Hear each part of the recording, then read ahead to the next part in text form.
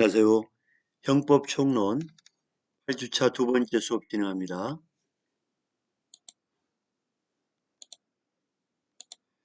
앞 시간에 이어서 우리가 결과적 가중범을 공부하고 있는데요.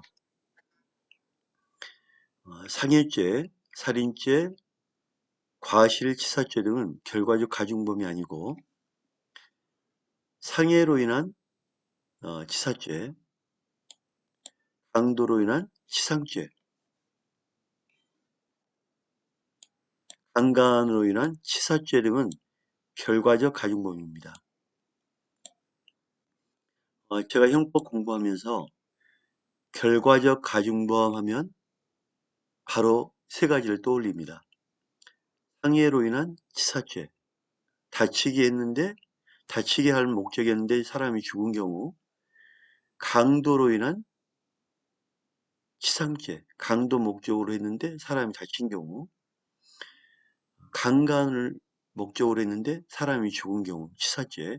그래서 상해 치사죄, 강도 치상죄, 강간 치상죄 세 가지를 떠올리기 바랍니다. 앞으로 결과적 가중범 하면 무조건 판례와 세 가지를 생각하면 이해하기 빠릅니다. 따라서 상해의 의사로 칼을 찔렀으나 뜻밖의 피해자가 죽은 경우에는 이 착오 이론, 우리가 구법추 배웠죠, 앞 시간에. 구성요건, 법정절, 어, 구성적 구법추, 왼쪽에는 구추.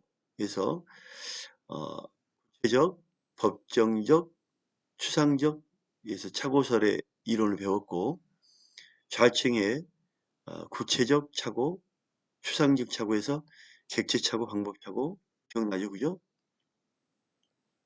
이 착오 이론은 적용되지 않고 결과적 가중분만 성립합니다. 따라서 우리가 상해치사, 강도치상, 강간치사 세 가지는 결과적 가중범이다. 꼭 기억하기 바랍니다. 과실범인 과실치사죄보다 결과적 가중범인 상해치사죄를 가중처벌하는 이유는 행위반가치, 이 행동에 대한 가치에서 주관적 의사 측면입니다. 행위에 어떤 액션이 있다는 것은 거기에 반하는 가치가 있기 때문에 이거는 주관적 의미가 크다. 그 다음에 결과에 대한 가치, 객관적인 결과 측면을 보거든요. 그래서 결과 반가치는 객관적인 결과 측면을 보기 때문에 보고, 행위 반가치는 주관적 의사를 측면으로 합니다. 그래서 우리 상해치사죄는 상해 의도로 했는데 갑자기 사람이 죽었기 때문에 여기에 대해서 상해에 대한 목적, 의사, 행위 반가치 측면이 강하다. 또한 그 결과물로 사람이 죽었다. 그래서 결과 반가치 부분도 고려해야 된다. 이렇게 보시면 됩니다. 그래서 결과적 가중범에는 행위 반가치와 결과 반가치가 있다. 결과적 가중범에 보면 결과적 가중범에는 진정 결과적 가중범이 있고 부진정 결과적 가중범이 있습니다. 진정하면 진짜 결과적 가중범, 결과적 부진정 가짜 결과적 가중범 이런 얘기도 있지만 우리는 그렇게 하지 않고 원론 그대로 한번 보겠습니다. 진정 결과적 가중범은 전에도 우리 형법에도 과실의 형태인 중한 결과를 과실로만, 그러니까 어떤 의도와 어떤 의도, 내가 상의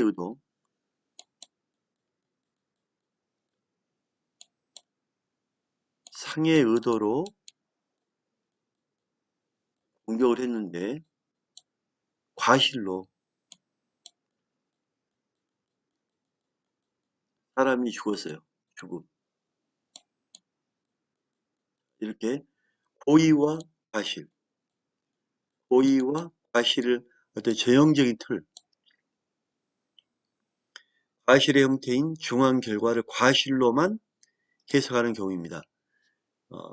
상해치사, 강도치상, 강간치사가 있는데 이 치상의 결과도 이렇게 과실로만, 그래서 강도의 의도가 있었지만 과실의 치상, 또 강간의 의도가 있었지만 과실로 치사, 그래서 순수한 목적을 가진 경우, 이런 경우를 진정 결과적 가중법이다 이렇게 보시면 됩니다. 그 다음 부진정 결과적 가중법, 과실의 형태인 중한 결과를 과실 또는이라는 것은 오화죠. 오화 고의로, 자 과실만 아니죠. 그렇죠? 고의가 있으면 여기에 과실이나 고의가 성립하는 것, 이거를 고의가 있기 때문에 고의 플러스 고의 플러스 과실이 됐을 때는, 그죠? 이런 경우에를 부진정 결과적 가중법이다 이렇게 보시면 됩니다.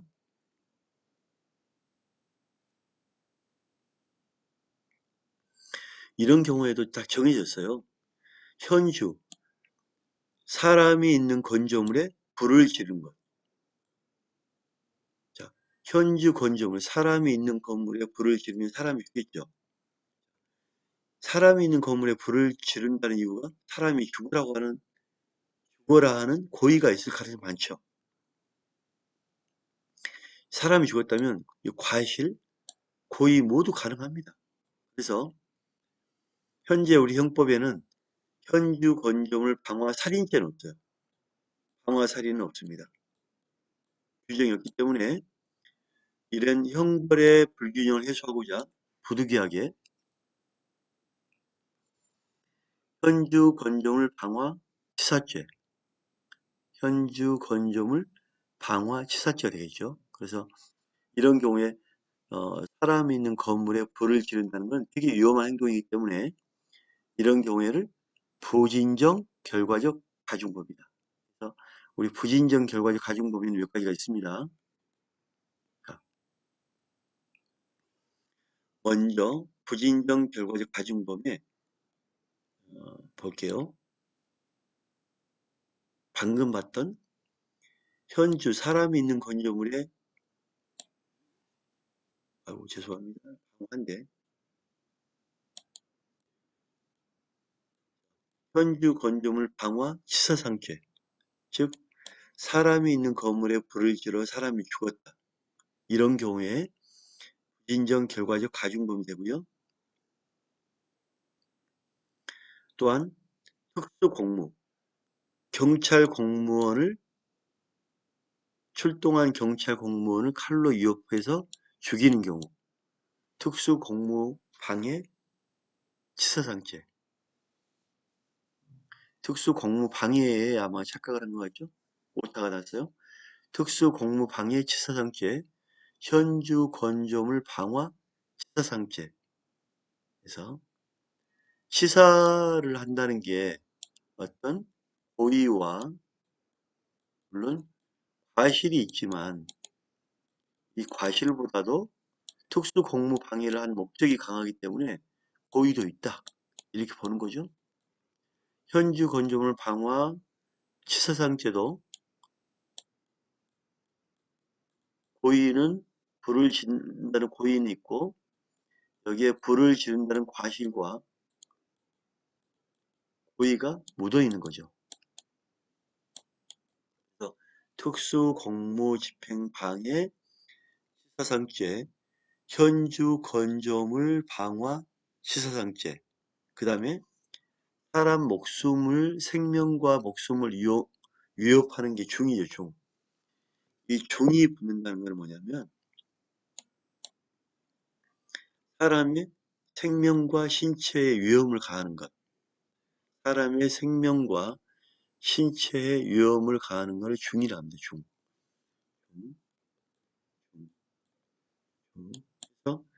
그래서 사람의 생명과 신체, 중, 손괴죄.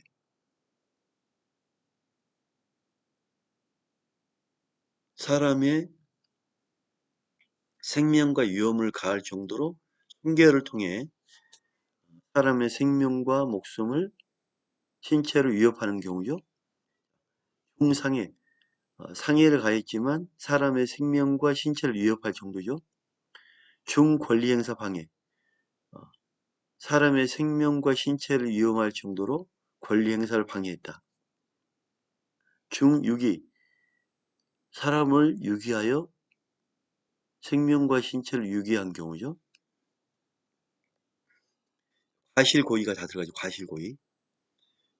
그래서 제가 이제 혹시나 여러분들 기억이 어려움이 있을까봐 두 문자 손상 권유, 손상을 권유했다.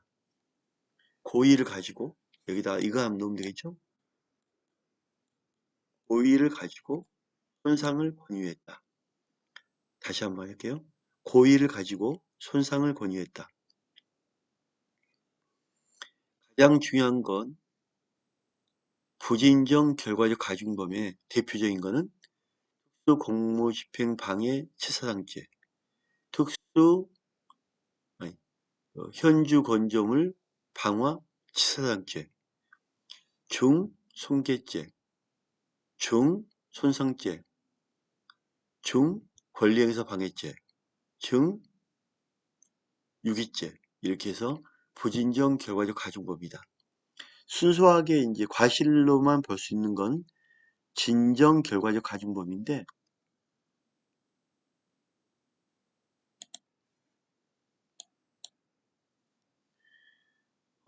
불을 질렀는데 다 그 과실이란 말이에요. 과실. 연소. 과실로 연달아 창고, 건물, 이웃집이 전소됐다. 연소죄. 우리가 그 과실로 칩니다. 과실.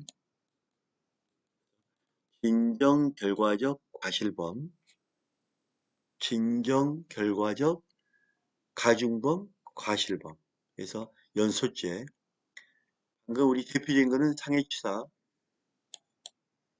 그 다음에 강도치상, 그 다음에 강간치사, 강도치상, 강간치사상. 나머지는 폭행, 낙태치사상, 유기, 체포감금, 손괴치사상, 가스, 전기 등 방류 공급 방해치사상, 인질치사상, 해산강도치사상 있죠. 대표적인 건 딱 기억하면 돼요.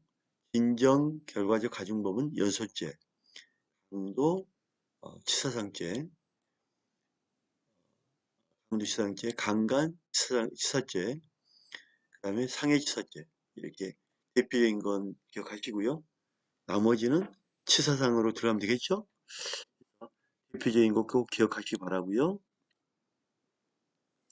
비인정 결과적 가중범 대표적인 거 기억하면 되겠죠? 넘어갑니다. 자, 판례 볼게요. 특수공무집행방해, 공무방해, 뭐 제가 집행까지 있는 거는 여러분 이해하기 쉽게 위해서 합니다. 특수공무집행방해치사상. 자, 특수공무집행방해치사상. 특수란 거는 목적을 갖고 있다 했죠. 고의성이 강하다 했죠. 그래서 뭐다? 부진정 결과적 가중범이다. 특수공무방해치사상 쟤는 이 이른바 부진정 결과적 가중법은 예견 가능한 결과를 예견하지 못한 경우뿐만 아니라 그 결과를 예견하거나 고의가 있는 경우도 포함한다. 맞죠? 부진정 결과적 가중범. 부진정 결과적 가중범은 고의 더하기 의도, 고의나 또는 과실.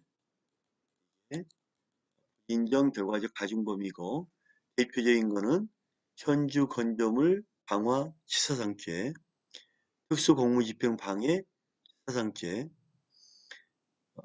그다음에 고의를 가지고 중상을 권유했다. 중성계, 중상해, 중권리행사 방해, 중유기죄. 다음 특수공무집행 방해 치사상죄는 특수란 거는 2인 이상, 흉기, 야간이겠죠? 특수란 말에 붙은 거는 2인 이상, 야간, 흉기. 그다음에 자 특수공무집행방해치사상죄는 단체 다중의 유력, 2인 이상이죠? 위험한 물건, 칼을 흉기하거나 맞죠? 직무를 집행하는 공무원에 대하여 폭행, 협박을 하여 공무원을 사상에 이르게 한 경우에 성립하는 결과적 가중범으로서 행위자가 그 결과를 의도할 필요는 없고 발생을 예견할 수 있을 정도라고 하면 발생을 예견할 수 있을 정도라면 고의성이 있다고 보는 거예요. 발생을 예견할 수 있을 정도로 본다는 것은 고의성이 있다 이렇게 보는 겁니다. 여러분 이제 어느 정도 딱 감이 오죠? 결과적 가중범, 진정 결과적 가중범은 상해치사죄, 강간치사죄, 강도치상죄 이게 진정 결과적 가중범 연소죄 포함입니다. 그리고 부진정 결과적 가중범은 특수공무집행방해죄, 치사상죄, 현주 건조물 방화 치사상죄, 그 다음에 중손괴죄, 중상해죄, 중권리행사 방해죄, 중유기죄, 그죠? 제가 반복하는 이유는 여러분들 수업 중에 암기하려고 하기 위해서입니다. 자, 구성요건. 기본 범죄는 반드시 고의범이야. 고의범 맞죠? 고의범. 자, 고의 플러스 과실이니까 자기 또는 부자기, 자기에 의한 범, 부자기에 의한 범, 기수 또는 미수는 불문한다. 다만 연소죄 낙태치사상죄는 진정 결과적 가중법이죠. 기본 범죄에 대한 미수범 처벌 규정이 없기 때문에 기본 범죄에 대한 미수범 처벌 규정이 없기 때문에 기본 범죄가 기수해야 된다. 고의성을 가지고 기수해야 된다.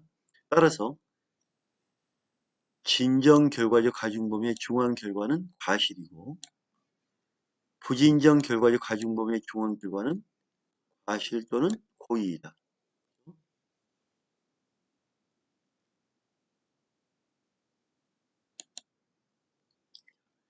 행위 책임주의란 거는 행위 반가치라고 그러죠. 행위. 즉 의도, 고의만 있으면 되겠죠. 결과 반가치는 결과, 객관주의. 행위 반가치는 주관주의. 고의성이 있어야 된다. 행위 책임주의, 결과적 가중범에서 사망 결과 때문에 무조건 상해치사죄라는 가중된 책임을 부담하는 결과 책임주의는 옳지 못하고 그 과정도 중요시 여기는 행위 책임주의가 옳기 때문에 형법과 판례는 일정한 요건을 요구합니다. 따라서 행위 책임주의는 고의성, 기본범죄 고의, 결과에 대한 과실 맞겠죠, 그죠? 자, 결과적 가중범이 성립하기 위한 요건으로 형법 15조 2항은 중한 결과에 대한 예견 가능성을 요구하고 있고, 판례는 이러한 중한 결과에 대한 예견 가능성과 인과관계 요구하고 있다. 통설은 예견 가능성과 인과관계, 직접성까지 원칙을 요구한다. 우리는 판례입니다. 판례. 형법 15조는 중한 결과에 대해서 예견 가능성, 판례는 예견을 했다면 인과관계까지 있어야 된다. 판례는 중한 결과가 나오기 위해서는 예견 가능성과 인과관계까지 있어야 된다. 이렇게 보는 거죠. 판례 볼게요. 자, 형법 15조 2항은 예견 가능성이죠. 그죠? 형법 15조 2항이 규정하고 있는 이른바 결과적 가중법은 행위자가 행위 시에 그 결과의 발생을 예견할 수 없었다. 이건 죄가 안 되죠. 비록 행위와 결과 사이에 인과관계가 있다 하더라도 중한죄로 벌할 수 없다. 왜? 형법은 예견 가능성이 반드시 있어야 합니다. 판례는 정리하기 바꾼 거. 형법은 예견 가능성이 있어야 된다. 판례는 예견 가능성과 더하기 인과관계가 있어요. 인과관계가 필요하다.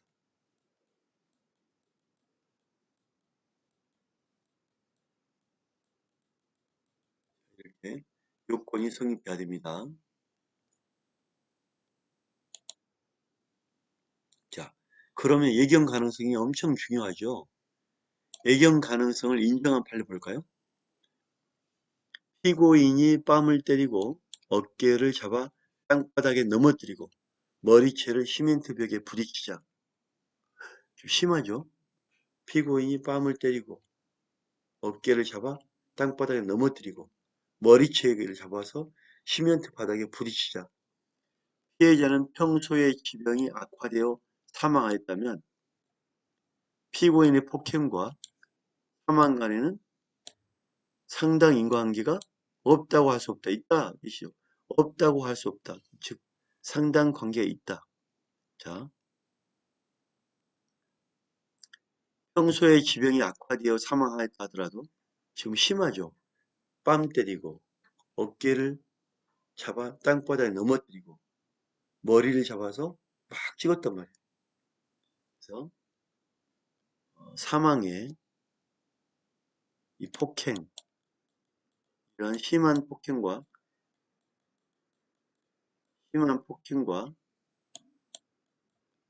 사망.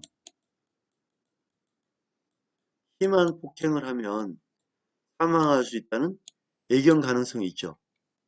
그 다음에 과실의 결과가 나왔기 때문에 이런 경우에 폭행 치사죄가 되겠죠. 폭행의 고의로 사람이 죽었단 말이에요. 폭행 치사가 됩니다.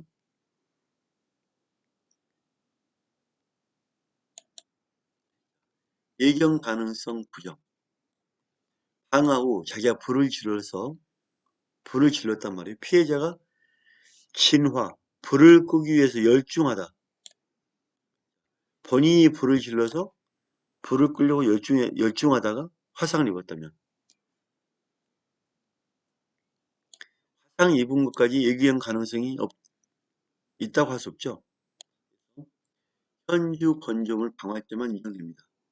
불 지르고 막 끌려다가 뭐 너무 열심히 하다가 화상을 입었어요. 그래서 치상이 되긴 어렵죠. 스스로 진화 작업에 열중하다가 화상 입은 것까지 한다? 이건 아닌 것 같고요. 현주 건조물 방화 때만 인정된다. 따라서 결과적 가중법은 성립하지 않는다.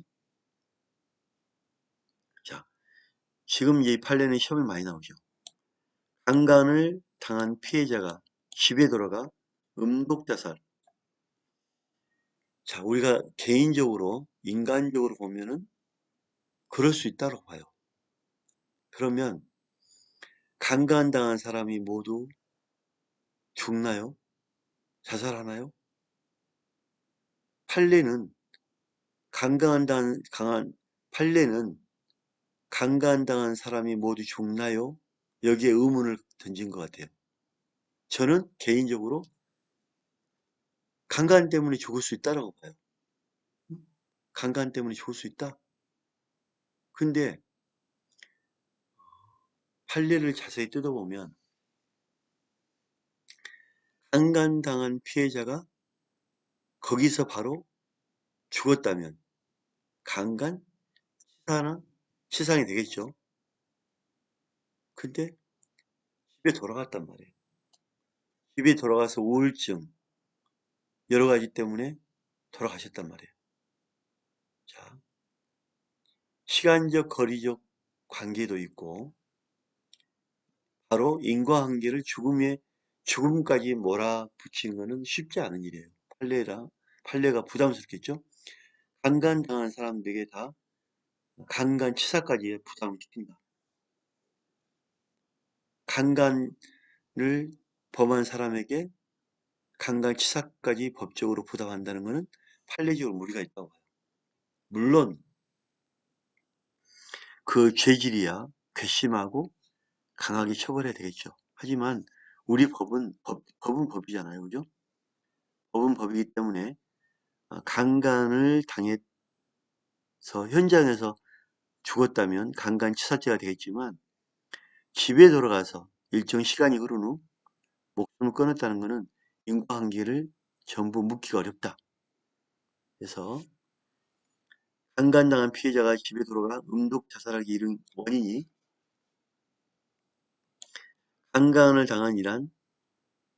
강간을 당함으로 인한 수치심과 장래에 대한 절망감 등이 있었다 하더라도 그 자살 행위가 바로 강간 행위로 인하여 생긴 당연한 결과라고 볼 수 없으므로 강간 행위와 피해자의 자살 행위 사이에는 인과관계를 인정할 수 없다.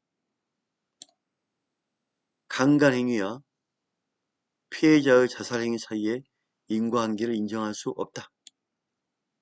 그렇죠? 그래서 너무 범위가 넓고 폭이 넓으면 안 되잖아요. 그죠? 우리 법은 그 법전에 한정된 분량, 판례도 예견 가능성과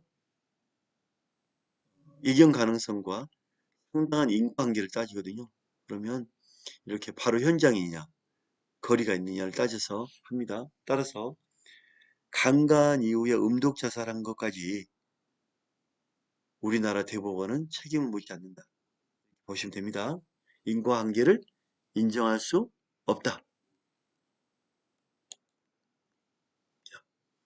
결과적 가중범의 미수를 인정 여부에 따라 문제가 되는 경우가 있는데 중한 결과가 미수인 경우가 아니라 기본 범죄가 미수인 경우이다. 자, 결과적 가중범에도 미수가 있나요, 교수님? 자, 볼까요? 결과적 가중범의 미수 인정 여부에 대하여 문제가 되는 경우는 중한 결과가 미수인 경우가 아니라 기본 범죄가 미수인 경우, 처음에 했던 고의가 미수인 경우. 통설과 판례는 결합법이라는 것은 두 가지가 합해서 범죄가 되는 것. 결합범의 기수, 미수 또는 죄수를 결정할 때 뒤의 범죄를 기준으로 한다. 마지막 범죄가 어떻게 됐느냐. 강도는 미수에 그쳤는데 과실로 다쳤다 이거예요. 중한 결과 발생한 경우에는 강도 치상죄는 기수다. 처음에 고의가 미수에 그쳤다 하더라도 결과가 다치거나 죽으면 치사가 된다. 한 명에 대한 강도로 4명이 과실치상을 당하면 강도치상죄는 몇 개다? 4개다. 강도라는 게 중요해요. 강도. 그죠? 강도라는 게 중요합니다. 강도가 중요해요. 한 명에 대한 강도의 목적으로 하는데 그거를 말리는 사람들에게 다치게 만들었다. 네 명은. 그러면 강도는 미수지만 네 명을 다쳤으니까 치상, 강도 치상죄가 된다. 네 개의 강도 치상죄가 된다. 결과적 가중범위의 이 의도 꼭 기억해야 됩니다. 한 명에 대해 강도를 하는데 세 명이서 이거 말리다가 세 명이 피해자와 포함해서 총 4명이 다쳤단 말이에요.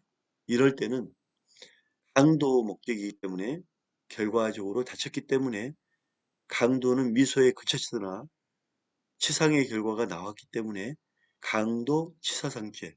그래서 4명의 강도 치사상죄가 된다. 이렇게 보시면 됩니다. 다음 통설과 판례. 상반되게 형법과 특별법은 1995년 개정에서 결과적 가중범의 미수를 규정하였다. 자, 가중범의 미수가 있지만 결과가 과실 다친 경우는 다 죄수가 인정된다겠죠? 현주 건조물에 밀수, 물을 넘치게 하여 사람을 다치게 한 것, 인지를 잡아서 사람을 다치게 한 것, 강도가 해상이나 강도가 다치게 한 것, 일수치사상, 인질치사상, 강도치사상 에서 규정되어 있고 성폭력특별법에도 특수강도강간치사상죄, 특수강간치사상죄 이렇게 되어 있죠. 그죠? 그래서 1인 강도 치사상은 미수이다. 기본 범죄가 미수이지만 다 결과적 가중범위 성립한다. 1인 강도, 일수치사상, 인질치사상, 1인 강도 치사상은 미수이다. 기본 범죄가 미수이지만 결과에 따라서 다 처벌된다. 이해 부분 하시면 되겠습니다. 1인 강도 치사상은 미수이다. 일수죄, 현주 건조물 일수치사상죄, 인질치사상죄, 강도치사상죄가 규정되어 있기 때문에 1인 강도 치사상은 미수이다. 이렇게 기억하면 되겠습니다. 결과적 가중범의 인정. 처음에 고의가 중요하다고 했죠. 형법 337조의 강도상의 치상죄는 재물을 뺏었느냐 못 뺏었느냐를 불문하고 재물을 뺏었느냐 강취, 미수 못 뺏었느냐를 불문하고 범위 강도범의 기회에 사람을 상해하거나 다치게 하면 뭐가 된다? 기수미수 관계없이 강도, 결과의 가중범인 강도 치사상죄가 된다. 성립하죠, 그죠? 이게 기수든 미수든 간에 결과에 관계없이 결과만 이루어지면 강도 치사상죄가 된다. 위험한 물건이 전자충격기를 사용하여 특수죠. 흉기나 물건을 사용했다면 특수입니다. 강간을 시도하다가 미수에 그치고 특수강간이죠. 그 피해자에게 2주간의 치료를 위하는 안면부 자상, 얼굴을 때렸다 이거죠. 특수강간치사상죄가 되죠. 상해를 입힌 경우 성폭력범죄 처벌 및 피해자 보호 등에 관한 법률에 의한 특수강간치사상죄가 어떻게 성립한다. 맞죠? 결과적 가중범의 공범, 진정 결과적 가중범의 기본 범죄는 고의범이죠. 공모가 필요하고 중한 결과는 과실범은 공모가 필요 없죠. 결과적 가중범은 고의와 과실이기 때문에 이 기본 범죄 고의에만 공모가 있을 수 있죠. 그죠? 공모. 결과적 가중범인 상해치사의 공동정범은 폭행, 기타 신체 침해를 행위를 공동으로 할 의사가 있으면 성립되고 결과를 공동으로 할 의사는 필요 없다. 기본 범죄 고의에만 공모가 필요하다.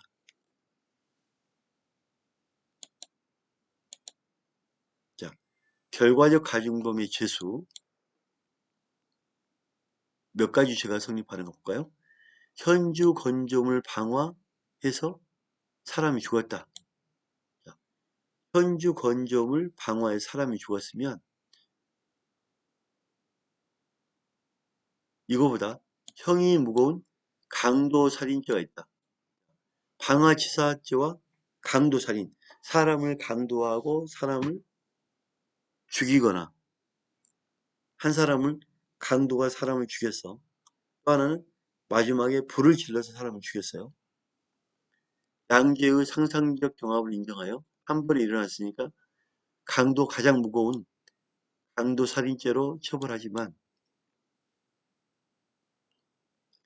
현주 건조물 방화치사죄보다 자, 여기까지 한 범죄입니다. 자, 현주 건조물 방화치사죄와 강도살인죄가 두 개가 있다면 한 번에 두 개가 일어난 거죠.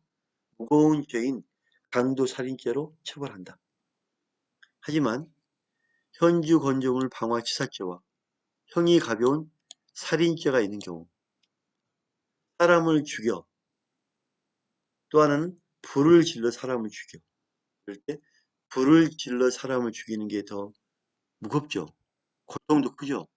사람을 그냥 죽인 것과 불을 질러 사람을 죽이는 것과 고통이 크죠. 그죠?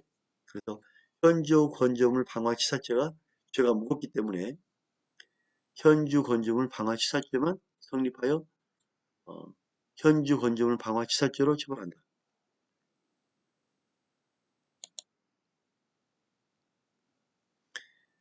이 시간 조금 시간이 되는데 여기까지 하고 끝낼게요. 기본 범죄를 통하여 고의로 중한 결과를 발생하게 한 경우에 가중처벌하는 부진정 결과적 가중범, 고의로 인하여 중한 결과 발생해서 가중처벌하는 고의와 과실, 부진정 결과적 가중범이죠. 고의로 인한 중한 결과를 발생하게 한 경우가 별도로 구성 요건에 해당하고 그 고의범에 대하여 결과적 가중범에 대한 정한 형보다 더 무겁게 처벌하는 규정이 있는 경우에 무겁게 처벌하는 있는 규정이 있다면 무겁게 처벌해야 되겠죠. 그 고의범과 결과적 가중범이 상상적 경합 관계에 있지만 위와 같이 고의범에 대하여 더 무겁게 처벌하는 규정이 없는 경우에는 있다면 무겁게 처벌하는 규정이 있다면 무겁게 처벌하고 무겁게 처벌하는 규정이 없다면 평이하게 처벌해야 되겠죠. 결과적 가중범이 고의범에 대하여 특별 관계에 있으므로 결과적 가중범만 성립하고 법적 경합의 경우에 관계에 있는 경우에 고의범에 대해서는 자, 법적 경합이란 뭐냐면 방금 전에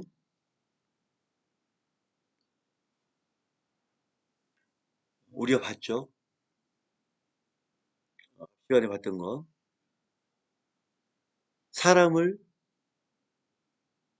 강도가 사람을 남의 집에 가서 강도가 사람을 죽였어요. 또한 약간 살아있는 사람도 불을 질러 죽였어요. 그러면 강도 살인과 현주 건조물 방화 치사죄가 되죠. 살인죄는 없으니까 현주 건조물 방화 치사죄. 법조가 경합하죠. 두 죄가. 이런 경우에 무거운 죄인 강도 살인으로 처벌한다.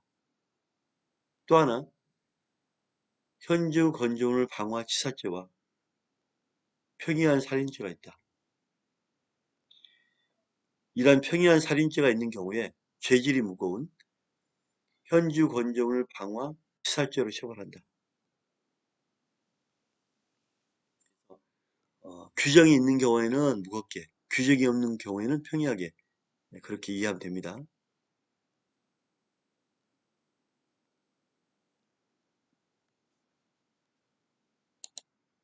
자, 가중범위의 이 죄수는 여러분 너무 좀 힘드니까 다음 시간에 이어서 바로 하겠습니다. 두 번째 수업 끝내겠습니다. 감사합니다.